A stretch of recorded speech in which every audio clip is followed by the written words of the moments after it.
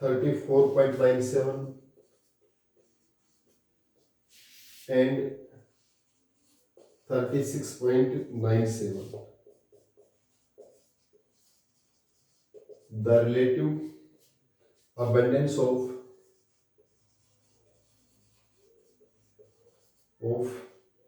the two isotope are the two isotope are 0.755 and 0.245 respectively. Find average atomic mass of chlorine. Find average atomic mass of chlorine. हमें इस chlorine का बच्चे यहाँ पर हमें क्या फाइंड आउट करना है? Average atomic mass find out करना है. क्या फाइंड आउट करना है? Average atomic mass. दोबारा से देखिए बच्चों, chlorine has two isotope of atomic mass unit. Chlorine के कितने आइसोटोप है? टू आइसोटोप्स हैं जिनकी एटॉमिक मास यूनिट कितना है? 34.97 और 36.97. ये उनके एटॉमिक मास है आइसोटोप के. The relative abundance of this isotope, और ये उनकी क्या रिलेटिव अबंडेंस यानी fractional abundance. Average atomic mass of chlorine निकालना है बच्चों. तो देखिए एवरेज का मास का फॉर्मूला क्या बताया था हमने? एवरेज एटॉमिक मास फॉर्मूला बताया था समेशन Fi इनटू में Ai, फ्रैक्शनल अबंडेंस इनटू में एटॉमिक मास. हमारे पास कितना आइसोटोप है? दो आइसोटोप है. तो F1A1 प्लस में F2A2. क्लियर? पहले की बच्चों हमारे पास ये जो हमें दे रखे हैं ये उनके एटॉमिक मास दे रखे हैं. ये क्या दे रखे हैं? Atomic mass. और ये उनकी क्या है? फ्रैक्शनल अबंडेंस है बच्चों. क्लियर? पहले का एटॉमिक मास कितना है? 34.97. 34.97 किससे मल्टीप्लाई करेंगे इसकी फ्रैक्शनल अबंडेंस? 0.755 प्लस इसका हमारे पास कितना है एटॉमिक मास? 36.97 और इसकी अबंडेंस कितनी है? 0.245. सोल्व कर लेंगे. जब आप इसको सोल्व करेंगे कितना आ जाएगा? 35 पॉइंट में कितना आएगा हमारे पास? 35.5. It's okay. मेरे अनुसार कोई प्रॉब्लम नहीं आएगी आपको. बहुत इजी से आप इनको सोल्व आउट कर सकते हैं. क्लियर? यानी एवरेज एटॉमिक मास के लिए हमारा क्या होता है? Fi into Ai. F1A1 plus F2A2. ये इनका क्या है? Atomic mass. ये इनकी fractional abundance. Atomic mass fractional abundance. बच्चे बहुत इंपॉर्टेंट क्वेश्चन हमारा एमसीक्यू प्रॉब्लम से है. बहुत अच्छे से करना है बच्चों इस क्वेश्चन का. आपको कम से कम 2 से 3 बार करके देखिए बच्चों. ये क्वेश्चन बहुत सिंपल है लेकिन आपकी प्रैक्टिस होनी चाहिए इनके लिए. जितनी आप प्रैक्टिस करेंगे उतना आपके लिए बेस्ट होगा. क्लियर? जितनी आप प्रैक्टिस करेंगे उतना आपके लिए बेस्ट होगा. इस क्वेश्चन को ध्यान से देखिए बच्चों. हमारे पास naturally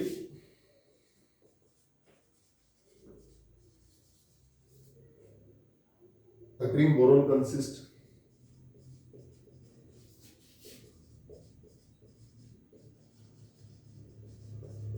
consists of two isotopes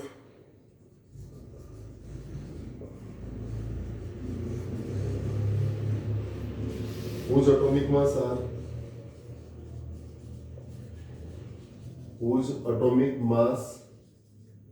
are 10.01 and 11.01.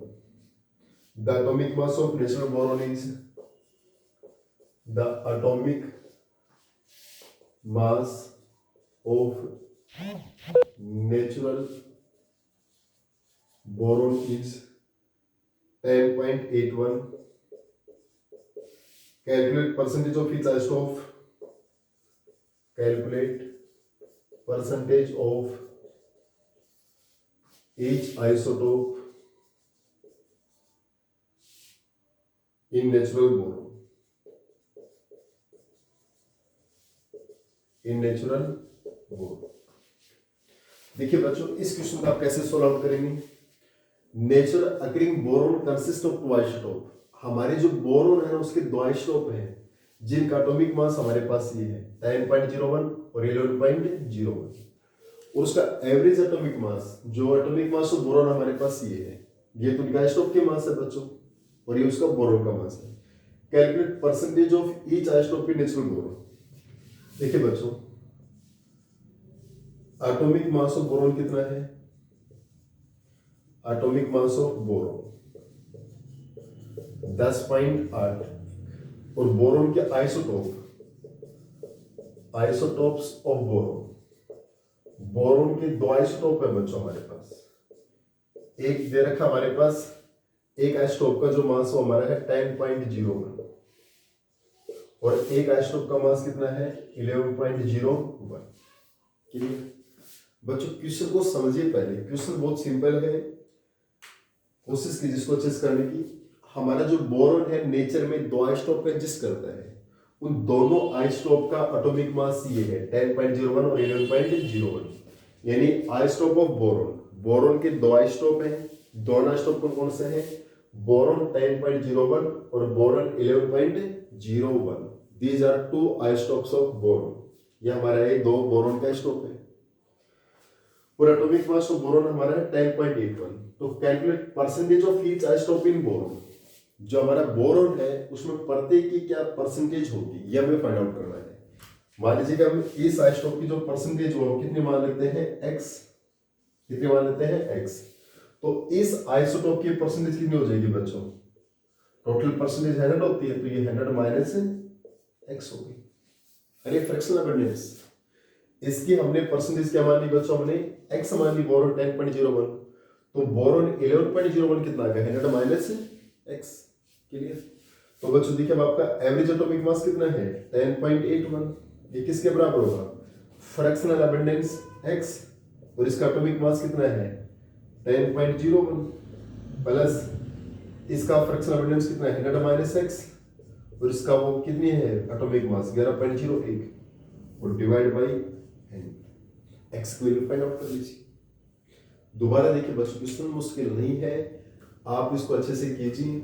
हमारे बोरॉन के दो आइसोटोप है, बोरॉन 10.01, बोरॉन 11.01, और average atomic mass of boron है 10.81। हमें दो आइसोटोप है, इनके हमें परसेंटेज निकालने, एबंडेंस क्या क्या परसेंट में मिलेगा, इसकी परसेंटेज हमने x मान ली। टोटल परसेंट 100 होती थी, क्या माइनस x। तो बच्चों हमारा जो एवरेज एटॉमिक मास क्या हो गया? एटॉमिक मास इनटू उसकी abundance percentage, atomic mass into उसकी अबंडेंस परसेंटेज डिवाइड बाय 100। ये कितना आ जाएगा आपके पास 1081। ये 10.01 x प्लस ये कितना आ गया माइनस 11.01 x। ये हमारे पास इधर आ जाएगा, तो माइनस 1101 प्लस 1080, और यहाँ पे कितना बचेगा बच्चों? माइनस का 1x। क्लियर? यहाँ पे अप्रोक्सीमेट कितना आएगा आपके पास? यहाँ 1x ही बचेगा बच्चों इसमें से, तो 0.01 तो x हमारे पास कितना आएगा अप्रोक्सीमेट 1101 में से 1180। क्या हमारे पास कहीं थोड़ा बहुत मिसप्रिंट हो गया हो? मे भी कैलकुलेशन में बच्चों आप थोड़ा सा ध्यान रख लीजिए, अगर कहीं 19-20 रह भी जाता है, क्या आपके पास अप्रोक्सीमेट कितना आएगा आपका 21 आ जाएगा। आपका कितना आ जाएगा 21। क्लियर? आप कैलकुलेशन में कहीं मिस्टेक हो तो बच्चों उसको आप रिकवर कर लीजिए आप अच्छे से। क्लियर? तो अगर हमारा इसका परसेंटेज कितना आ गया आपका 21% आया है, तो इसका कितना आ जाएगा आपका 100 माइनस में 21, दैट इज 79%। क्लियर? कैलकुलेशन में अगर आपकी कहीं प्लस माइनस में मिस्टेक हो जाती है बच्चों, उसको आप सेल्फ रिकवर कर सकते हैं। क्लियर? अदरवाइज मेरे अनुसार आपको इस समझ में आ गया होगा, कहीं प्रॉब्लम नहीं होगी। क्लियर बच्चों? वैसे तो मैंने जितने भी एनसीईआरटी क्वेश्चंस हैं, इसको आप ऐसे पोज करके इसको आप अच्छे से है ना रिटर्न कर सकते हो बच्चों। क्लियर? हम इतना इंटरवल दे देते हैं आपको ताकि आप इसको अच्छे से देख सकें। क्लियर बच्चों? नेक्स्ट हमने एनसीईआरटी के क्वेश्चंस को लगभग जिस टॉपिक वाइज हमने साथ के साथ करवा दिए हैं, फिर भी अगर कुछ क्वेश्चन रह गए हैं तो उनको मैं देख लेता हूँ एक बार। हमारे पास जैसे कि एक क्वेश्चन हमारे पास ये है सॉल्यूशन के टॉपिक में से, विच is the battery concentration term, which is the battery concentration term in molarity और मोलरिटी। क्वेश्चन हमारे क्या है, which is better concentration term in molarity और मोलरिटी। बच्चों मोलरिटी और मोलरिटी में कौन सी बेटर टर्म है कंसंट्रेशन को मेजरमेंट करने के लिए? Which is better concentration term? देखिए बच्चों मोलरिटी है, मोलरिटी है, मोल फ्रैक्शन है, नॉर्मलिटी, ये सब क्या हमारे पास कंसंट्रेशंस है। These are the concentration terms. लेकिन कहता है मोलरिटी और मोलरिटी में which is the better concentration term? देखिए बच्चों मोलरिटी क्या होता था अभी आपके पास? Moles of solute, moles of solute, और डिवाइड किससे करते हैं हम? Volume of solution in litre. जबकि मोलरिटी हमारा क्या था आपके पास? मोल्स ऑफ सॉल्यूट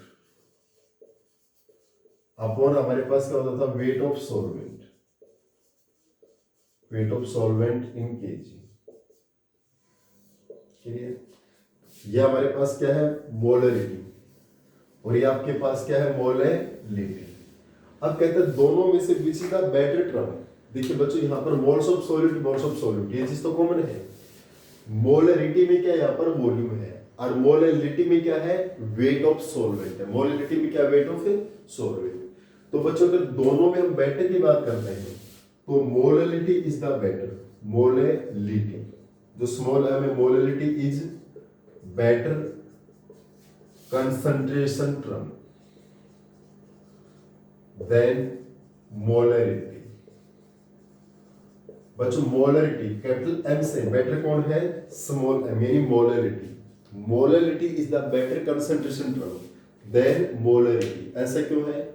क्योंकि molarity is unaffected by temperature, because molarity is unaffected by temperature. क्योंकि इस केस में क्या है हमारे पास? सॉल्वेंट का मास है बच्चों, और जो वेट होता है वो टेम्परेचर से अफेक्टेड नहीं होता है।